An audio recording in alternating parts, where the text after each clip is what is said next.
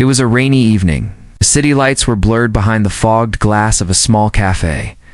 Inside, everything looked quiet, the kind of silence that speaks louder than words.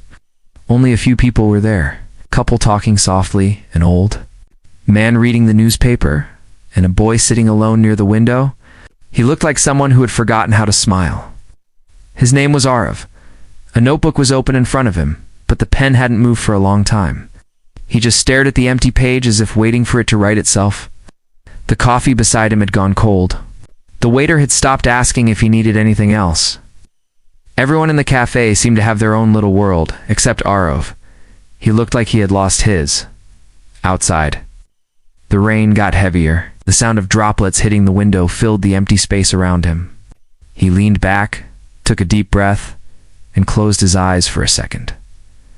That S, when the cafe door opened, a girl stepped in.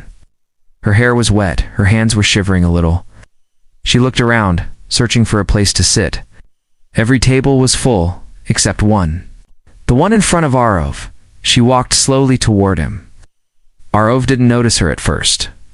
He was lost in his thoughts. But then he heard a soft voice. "Can I sit here?" She asked politely. Arav looked up. For a second he said nothing.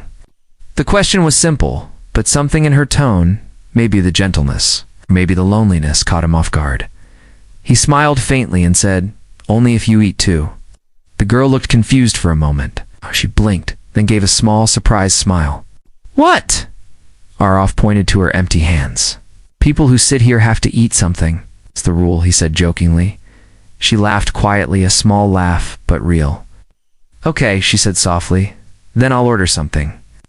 She sat down opposite him. The chair made a small squeak, and suddenly, the space between them didn't feel so empty anymore. The waiter came over. She ordered a cup of tea and a slice of chocolate cake. Arav didn't say anything, but for the first time that evening, he looked interested in something other than the rain. As she waited for her order, she looked around the cafe and then at him. "Do you always sit alone here?" she asked. Arav smiled slightly. "Mostly. I like the quiet." She nodded. "Quiet places are nice," she said, "but too much quiet can make you forget how to talk." He looked at her curiously. "And what about you? Do you always talk to strangers in cafes?" She looked out the window for a moment before replying. "Only when it's raining," she said softly. Rain makes people honest. There was something about her simple but mysterious. Arav couldn't tell if she was shy or just sad. Her eyes looked like they were hiding a story. The tea arrived, and she took a small sip. Arav watched her quietly. He didn't know why, but he felt a strange calmness sitting there with her. For a while, they didn't talk. The silence wasn't awkward. It was peaceful. Two people sitting in the same storm without needing to explain why. Then she said, "I like this place. It feels safe." Arav nodded. "Yeah, it's been my second home for a while now." He didn't tell her why. He didn't tell her that he came here every evening, hoping someone he once knew might walk through that same door. But for now, none of that mattered. He looked at her again and smiled. "So what's your name?" She hesitated, then replied, "Mira." "Mira," he repeated, as if testing how the name sounded. "Nice name," she smiled. "And you are?" "Arav." For a few seconds, they just looked at each other. Two strangers who somehow didn't feel like strangers anymore. Outside, the rain started to slow down, but inside something new had just begun. Mira looked at him one last time before saying, "You know, that rule you made? I think I'll come again next time. Maybe I'll eat more." Arav laughed quietly. "You're always welcome, as long as you keep the rule." The camera slowly zooms out, showing them sitting by the window, the empty cafe around them glowing with soft light. The world outside wet and cold, and two lives quietly crossing paths. The next evening, the rain returned, lighter this time, but steady enough to paint the streets silver. The cafe was warm again, filled with the same soft music and smell of roasted coffee. Arav sat at the same table, the same corner by the window. The waiter gave him a knowing smile. "Another coffee?" he asked. Arav nodded. "And one more cup," he added. The waiter raised an eyebrow. "Someone joining you?" Arav only smiled. "Maybe," Minutes passed. Arav's eyes moved again and again toward the cafe door. Every time it opened, a small hope flickered in him. Yes. Maybe she would come. Maybe she wouldn't. He tried not to care, but he did. Then the door opened again, and this time she was there. Mira, her hair was tied up, her face fresh but calm, her steps light. She looked around, found him, and smiled, that quiet half-smile that made the world seem a little softer. She walked toward him. "Can I sit here again?" she asked. Arav grinned. Only if you eat too." She laughed. "Still the same rule?" "Rules don't change that easily," he said. Mira sat down, placed her small bag on the chair beside her. "Then I'll have tea again," she said, calling the waiter. "And maybe a muffin this time." To follow the rule properly, Arav nodded. "Good choice." The waiter left, and silence filled the space between them again, not heavy, just quiet. Mira looked out the window. "It's strange," she said softly. "Yesterday I didn't even know you. And now it feels like I've been coming here for years." Arav smiled. "Some people feel familiar from the start." She looked at him. "Do you believe in that?" He shrugged. "I don't know, but I believe some meetings aren't random." Mira nodded slowly. "Maybe you're right." The tea arrived. The smell of cinnamon filled the air. Mira stirred her cup gently, watching the steam rise. "So," she said after a pause, "what do you write in that notebook of yours?" Arav looked down at the old notebook lying on the table. "Mostly nothing," he said. "Just thoughts I never finish." "Why?" she asked. "Because some thoughts hurt when you try to end them." Mira didn't reply. She looked at him quietly, like she understood more than she should. After a moment she said, "I used to write letters. To someone who'll never read them." Arav looked up. "Someone you lost?" She nodded. "Someone I miss." The way she said it, slow, honest, and with no drama, made Arav's heart feel heavier and lighter at the same time. He didn't ask more. Some stories speak for themselves. They both sat in silence again, the sound of rain outside filling the pauses. Arav finally said, "You know, people usually avoid talking to strangers." Mira smiled faintly. "Maybe that's the problem. We talk too much to people who never listen and avoid those who might." Arav chuckled. "You're strange." "I know," she said proudly. "But you're not exactly normal either." They both laughed. It was soft, genuine, the kind of laugh that makes the world feel okay again for a minute. When their laughter faded, Mira said quietly, "This cafe feels like a pause, like the world outside stops for a while." Arav nodded. "That's why I come here. It's peaceful." "But peaceful can also be lonely," she said, almost whispering. He looked at her. "You talk like someone who knows what loneliness feels like." She smiled sadly. "Maybe that's why I noticed yours." The words hit him gently, but deeply. No one had ever said that to him before. He wanted to ask what she meant, but before he could, her phone buzzed. She looked at the screen. Her face changed slightly. Not fear, not surprise, just something unreadable. She quickly locked it and slipped it back into her bag. Arav pretended not to notice, but inside, curiosity started to grow. Who was it? Why did she hide it so fast? Before he could ask, Mira said, "It's getting late. I should go." Arav nodded, trying to hide his disappointment. "Same time tomorrow?" She smiled, half teasing. "Depends." "Do I have to eat again?" He smiled back. "Always." Dodger stood up, adjusted her bag, and looked at him one last time. "Then maybe. Yes." She walked out into the rain. Arav watched her until she disappeared down the street. He looked at the empty chair, still warm from where she sat, and whispered to himself, "See you tomorrow, stranger." The next few days passed quietly, like pages turning in a slow, peaceful book.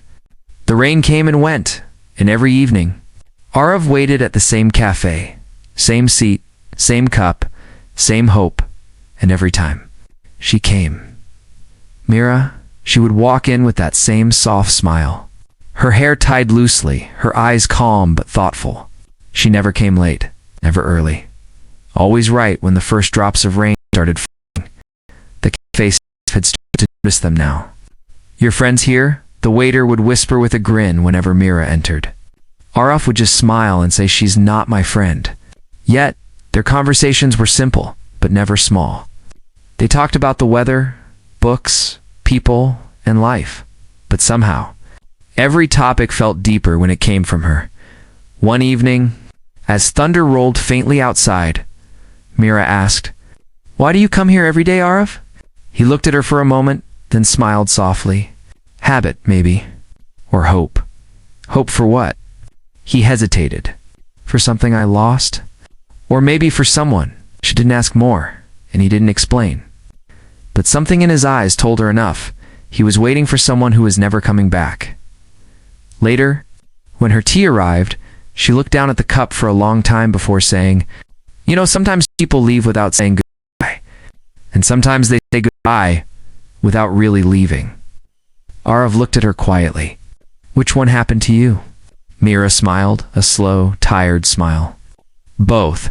Silence filled the space between them again. The cafe felt smaller, the rain louder. Finally, she said, "My brother used to bring me here. Every Sunday.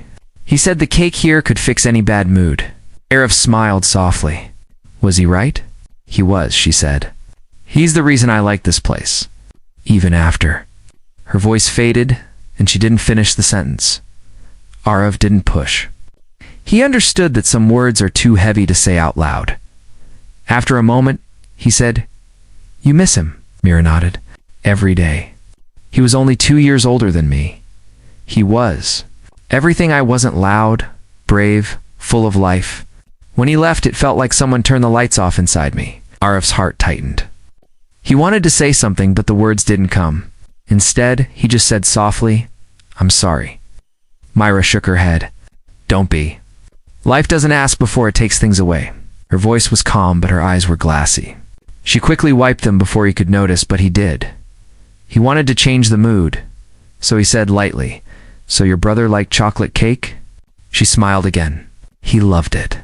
He used to say you can't be sad when you have cake." Arav laughed quietly. "Then I'll remember that rule." "You should," she said, smiling. "It's a good one." The rain grew heavier, and lightning flashed outside. Mira looked out the window. "It's strange," she whispered. "Sometimes I feel like he's still around, just not where I can see." Arav nodded slowly. "Maybe he sent you here. Maybe that's why you found this seat." She looked at him, half smiling, half wondering. "You really think so?" "Maybe," Arav said. "Maybe this cafe brings broken people together." Mira chuckled softly. "Then it's doing a good job." They both smiled, but behind those smiles was something fragile, something unspoken. After a few minutes, Myra's phone buzzed again. She looked at it quickly and frowned. Arav saw it this time. The name flashing on the screen made her eyes shift, fear. Sadness? He couldn't tell. Before he could ask, she turned the phone face down and said quietly, "Sorry. I should go." Arav nodded, though his chest felt tight. "Everything okay?" She hesitated, then said, "Yeah, just something I need to take care of." She stood up, gathered her things, and gave him a small smile. "Thank you for listening today." Arav wanted to say, "I'll listen any day." But instead, he just said, "You're welcome, Myra." She walked toward the door, paused for a second, and looked back. "You know," she said softly, "sometimes talking to strangers feels safer than talking to people who know you." And before he could reply, she was gone, leaving behind the smell of tea, the sound of rain, and a question that wouldn't leave his mind. Who was she really running from? He looked down at her empty chair, and the cafe felt cold again. Outside, the rain kept falling, and somewhere in that sound, two lonely hearts had started to recognize each other. The cafe had become their quiet world, a small corner where time slowed down, where two lonely souls pretended that life outside didn't exist, but this evening felt different. The air was colder, the light dimmer, and even the rain outside seemed restless. Arav sat at the usual table waiting. His coffee had gone cold again. He looked at the clock on the wall. 6:45 p.m. She was late. For the first time, he told himself she would come. She always came. At 7:05, The cafe door finally opened. Mira walked in, but something about her was off. Her eyes looked tired. Her smile was smaller. Arav stood up slightly as she approached. "Hey," he said. "Hey," she replied, her voice soft, almost forced. "You're late," he teased lightly. "Yeah," she said, pulling out the chair. "Just a long day." They sat. The waiter brought her usual tea and cake without asking, but she didn't touch them. Arav watched her quietly. "Everything okay?" Mira nodded quickly. "Yeah, just, life," he smiled gently. "If life were easy, this cafe would be empty." She smiled back, but only for a second.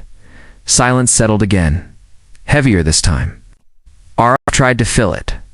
"So, did you write any new letters?" She looked surprised. "You remember that?" "I remember everything you say." Mira looked down at her hands. "That's dangerous," she whispered. Arav tilted his head. "Why?" "Because memories hurt when people leave." Arav's smile faded. "Are you planning to leave?" She didn't answer. Instead, she reached into her bag and took out a small napkin. She placed it in front of him and said softly, "Sometimes answers don't fit into words." He looked at the napkin, confused. "What's this?" "Not now," she said. Later, he wanted to ask more. But the way she looked at him, like she was holding back tears, stopped him. They sat quietly for a few minutes, listening to the soft jazz playing in the background. Then Mira said, "Do you ever wonder what would happen if one small moment in life changed everything?" Arav nodded. "Every day." She smiled sadly. "This, meeting you. It's been one of those moments." Dara felt his throat tighten. "Then don't let it end." She looked at him, her eyes glassy. "Some stories are meant to be short, Arav." He leaned forward. "And some are meant to be rewritten." She blinked, as if trying not to cry. Then she said softly, "If only it were that easy." Outside, thunder rolled again. The rain hit the glass hard, like a warning. Myra stood up slowly. "I should go." Arav stood too. "Wait, at least finish your tea." She smiled faintly. "Next time." "When?" he asked, his voice low. She looked at him for a long moment. "Next Sunday. The same time?" She started walking away. Arav wanted to stop her, to say something. But all he could do was watch her walk to the door. Leaving, she turned and said, "Don't open the napkin until I'm gone." The door closed behind her. Arav sat down again, his heart uneasy. The cafe suddenly felt too quiet, too still.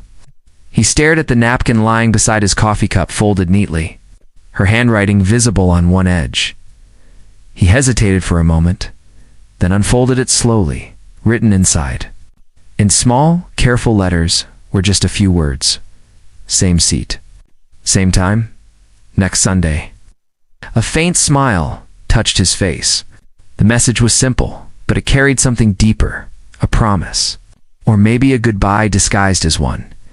He looked out the window at the rain and whispered, "Next Sunday, then?" He stood to leave. The waiter called out, "Sir, you forgot your umbrella?" Ralph smiled. "No, it's fine. I'll come back." The waiter nodded, though he didn't understand. Outside, the rain touched his face like old memories. He walked slowly, repeating her words in his mind. Next Sunday. Same seat, but somewhere deep down, a strange fear began to grow. What if next Sunday never came?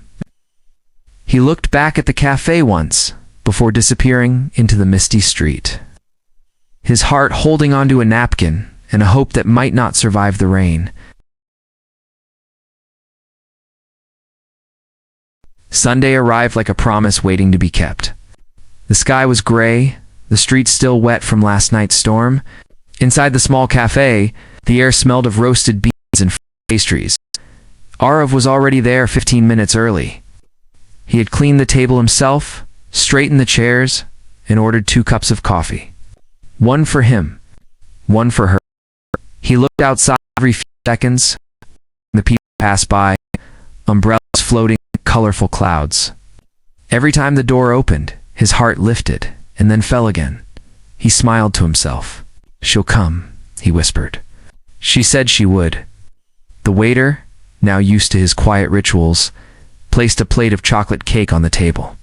You'll need this, he said kindly. Arav nodded. Maybe.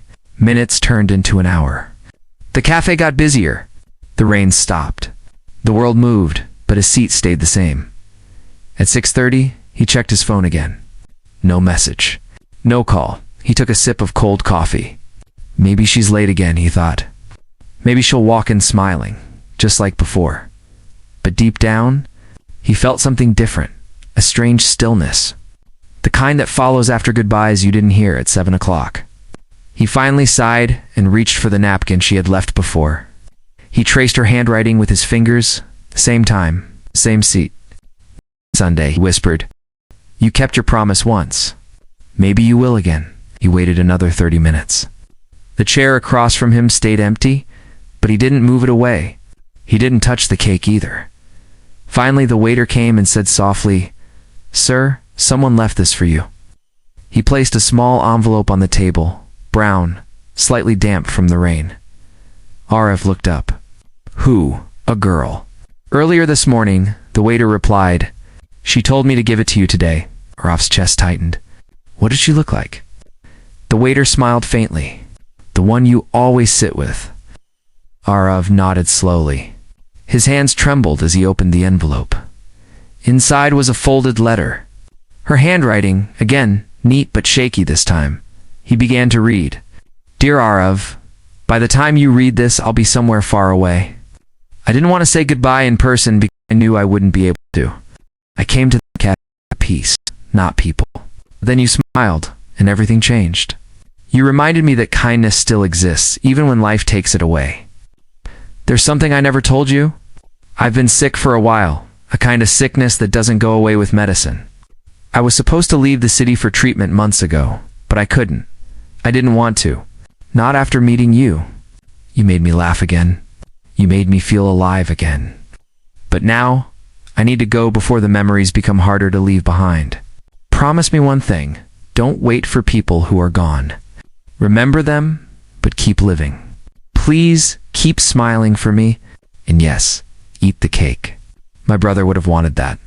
Mira. Arav's eyes froze on her name. For a long time, he didn't move.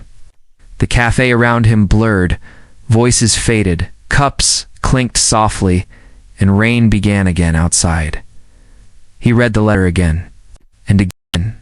Every word felt heavier, but softer too, like goodbye wrapped in warmth. He looked at the chair opposite him, empty. Yet, in some strange way, not empty at all, he whispered. You didn't have to go. A tear slid down his cheek. Landing on the napkin where her promise was still written, he didn't wipe it away. The waiter came over quietly. Sir, will you be okay? Arav smiled faintly. She told me to eat the cake. So yeah, I'll try. He cut a small piece, tasted it slowly. It was sweet. Painfully sweet. Outside, the rain softened. Inside, he sat alone, but not lonely anymore. He folded the letter carefully, placed it inside his notebook, and whispered, Goodbye, Mira, and thank you. As he stood to leave, he turned back one last time. The table by the window, with 2 cups and 1 piece of cake, looked almost like a memory frozen in time, and for a brief moment, imagined her there smiling, whispering, Only if you eat too. It had been 3 weeks since that Sunday. The cafe still smelled the same roasted coffee, old wood, and rain-soaked air. But to Arav, everything felt different now. The laughter of strangers, the clinking of cups, the quiet music, everything reminded him of her. He still came every evening. Same time, same seat, the one by the window. The one where she had asked, Can I sit here? The waiter didn't ask questions anymore. He simply placed 2 cups on the table, 1 black coffee, 1 tea with a hint of cinnamon, and a slice of chocolate cake. Arav never told him to stop. He didn't need to, because in some strange way, keeping that seat ready felt like keeping her close. He opened his notebook, the same one that had stayed empty for months. This time he began to write. Not poems, not stories, just memories. The rain was heavy. She walked in with a quiet smile. She asked for a seat, and I asked for company. The words flowed easily. He didn't realize how much he had been holding in until now. Every word carried her voice. Every pause carried her silence. As he wrote, a small laugh escaped him. "You were right, Mira," he whispered. "Cake does fix bad moods." The cafe door opened, and a few new faces entered. A young couple, a group of friends, and a little girl with her mother. The little girl looked around, then pointed to Arab's table. "Mama, can we sit there?" she asked. Her mother smiled politely. "Excuse me, sir? Is this seat taken?" Arav looked at the empty chair for a long second. His lips curved into a small, soft smile. "Only if you eat too," he said gently. The woman laughed. "We'll eat, I promise." They sat down. The little girl smiled at him before focusing on her chocolate pastry. Arav returned the smile and looked out the window. The rain had stopped. For the first time in weeks, sunlight peeked through the clouds. He closed his notebook and leaned back. The cafe buzzed with small talk and warmth again. But this time, didn't feel like an outsider.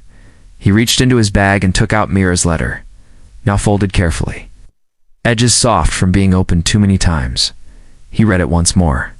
Not to remember, but to say goodbye. When he finished, he placed the letter under the table's glass surface, where old pictures and newspaper clippings were kept. He asked the waiter, "Can you keep this here?" The waiter nodded. "Of course, sir." Arav smiled. "It belongs to someone who changed how I see the rain." The waiter looked confused but said nothing. He slid the letter under the glass, beside an old photo of the cafe's first day. Arav stood up. He looked at the chair one last time.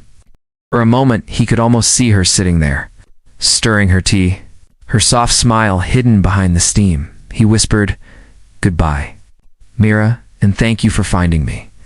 As he walked toward the door, the little girl's voice stopped him. "Uncle," she said, "you forgot your coffee." Arav turned, smiled, and said, "No, that one's for a friend." He stepped outside.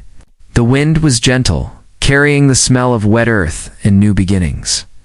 He walked down the street with calm steps. The city looked brighter, not because the rain had stopped, because something inside him had changed. He wasn't waiting anymore. He was living. Weeks later, the cafe owner added a small wooden board above that corner table. It read, "Mira's Seat, where strangers become stories." People started asking about it. The waiter would smile and say, "A girl once sat there and taught someone how to smile again." And some rained, a few people noticed a man walk in quietly, order 2 cups, and sit by the window for a while, writing, smiling, remembering. He never stayed long, just enough to make sure the seat stayed warm, and as he left each time, he would glance at the empty chair and whisper the same words, "Only if you eat too."